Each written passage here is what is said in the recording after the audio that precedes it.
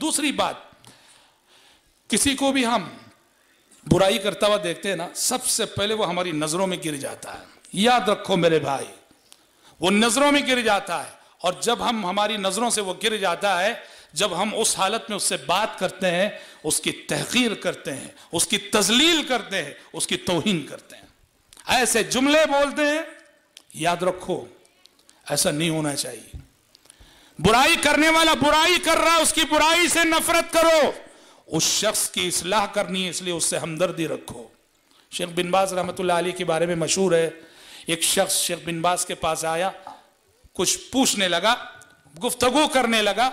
अभी अभी बीड़ी पी के आया था वो शख्स, बीड़ी पी के आया था। आगे शेख बिन बाज से बात कर रहा है और उसकी मुंह से बीड़ी की बदबू आ रही शेख बिन बाज को।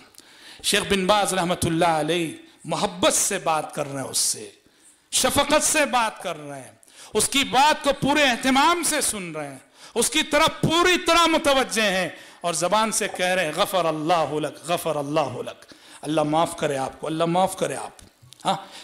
वो शख्स शर्मिंदा हो, समझ गया हो, तवज्जो भी दे रहे हैं उसकी तरफ, मोहब्बत से पेश आ रहे हैं, शफकत का मामला कर रहे हैं, पूरे एहतमाम से उसकी बात को सुन रहे हैं, और मुंह से जो बीड़ी की बदबू आ रही तो कह रहे गफर अल्लाहु लक, अल्लाह माफ करे तुमको, अल्लाह माफ करे।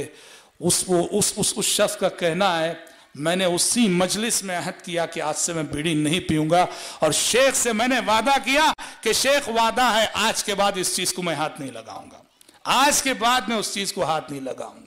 मकसद इस्लाह होती है। आप सामने वाले की तजलील करके उसकी इस्लाह नहीं कर सकते, सामने वाले की तहकीर करके उसकी इस्लाह नहीं कर सकते, और सामने वाले की तौहीन करके उसकी आप इस्लाह नहीं कर सकते। मेरे भाई, बुराई से नफरत करो जिसके पास भी और जहां भी हो, और बुराई करने वाले से हमदर्दी रखो, इसलिए कि हमें उसे सुधारना है और उसकी इस्लाह करनी है।